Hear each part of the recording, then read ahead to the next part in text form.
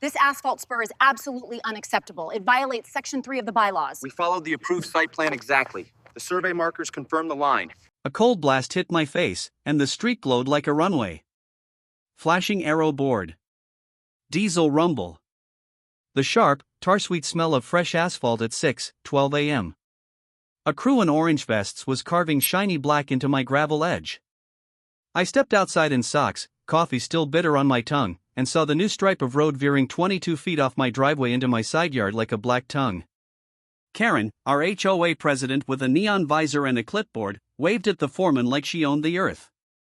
HOA paved a 22-foot spur off my driveway, too bad I am the engineer. That was the fight in one sentence. This wasn't a pothole patch. It was a spur, a hard turn into space I mow and pay taxes on. I asked what this was. Karen said the community needs overflow parking for events and, lucky me, the spur could host 2 compact cars.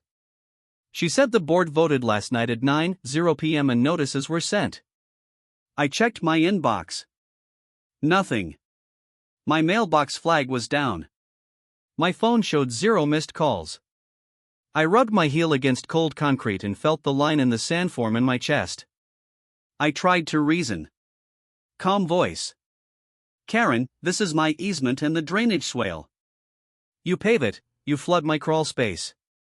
Her smile froze.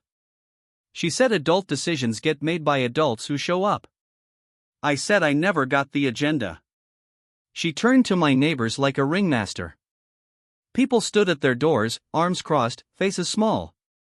The crew kept rolling out the mix, the paver coughing hot black molasses. I told the foreman to stop until property lines were confirmed. He shrugged and looked at Karen. The board ignores me, she said. We have authority. A patrol car crept past, she waved, the officer waved back and rolled on. I could feel my jaw click. The air smelled like burned toast and oil. Fine. I promised myself I'd do this the right way. Proper channels only. That promise snapped me awake. I am a civil engineer. I pulled out my field book and the tape. I shot a rough line from the survey pin to the curb with my laser. I had a clean copy of the subdivision plat from when I bought the house. You cannot change a recorded easement without every owner signing. That's the law in plain words. I started my receipts montage. I lined up photos, emails, and call logs in a binder. Timeline item 1 April 5th at 4:27 a.m. false trespass call. Yes, she did that when I stepped near the stake. Patterns of false reports can be prosecuted. I guess the spur would cost the HOA at least $9,000 with labor and asphalt at May 2024 prices. I logged 15 neighbor texts, 9 voicemail recordings, and 3 missed calls from Karen's private number. I called the city engineer at 8:13 a.m., asked about permits. None filed. Stormwater review? None. By noon, the spur cooled to a dark scar. I measured slope, 4.5%, dumping toward my crawl space. I pulled city standards. Minimum 2% cross slope away from private property.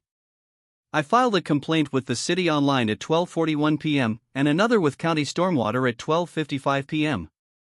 I submitted a public records request for the HOA board's emails and vote log.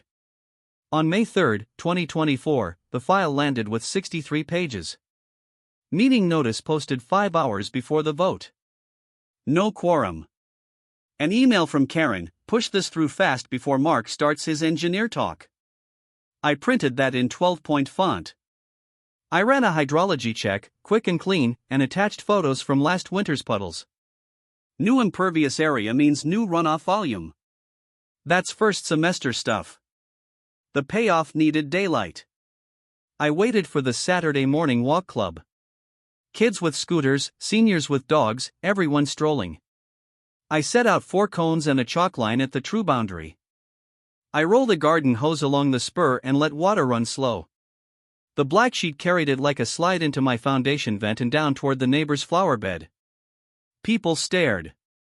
I plugged a phone into a tiny speaker and played Karen's own words from the email reading, push this through fast. She stepped from her porch, face red. I kept it steady. No shouting. Just a simple reveal. Then the city inspector pulled up with a clipboard and a reflective vest. He asked who authorized work in the right-of-way. Karen lifted her chin and said the board. The inspector looked at my binder, flipped to the plat, and then to my measurements. He checked the curb. He called in a stop work over the radio, even though the work was finished. He tagged it anyway. Neighbors filmed. You could hear the muffled laughs when the inspector read the standards back to Karen. The comments came fast. So we paved a slide into Mark's house? One kid pretended to skateboard on the spur and nearly ate it. His mom tugged him back, snorting.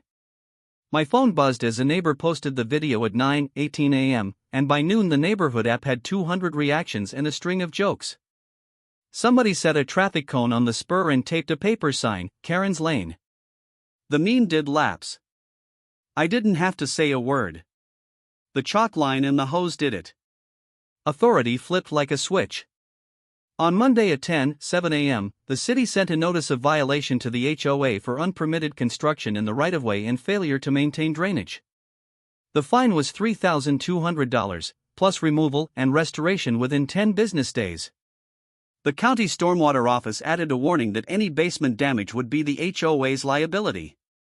The HOA's own insurance rep, a man with a tie too tight, walked the spur and took long, worried breaths.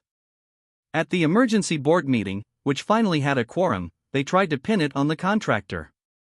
The contractor showed his work order signed by Karen at 7:42 a.m. Sharpie circles. The city inspector attended, sat in the back, and when it was time, he said it plain: no permit, no right to build, and the grade directs water into a private foundation. You will mill it out and resod by Friday, or we escalate. You could hear a stapler drop. The aftermath was weirdly quiet. The crew came back, ground up the spur, and hauled it off in a black cloud. They resodded with bahia that looked like a green bandage. The HOA cut a check, and then another for $950 to fix my bent mailbox from the paver's tire. Karen resigned on a Tuesday at 3:22 p.m., citing health and online bullying, and I didn't cheer. I just breathed. We set up a new committee with actual notice rules and open seats. My neighbor Mr. Alvarez brought empanadas to thank me.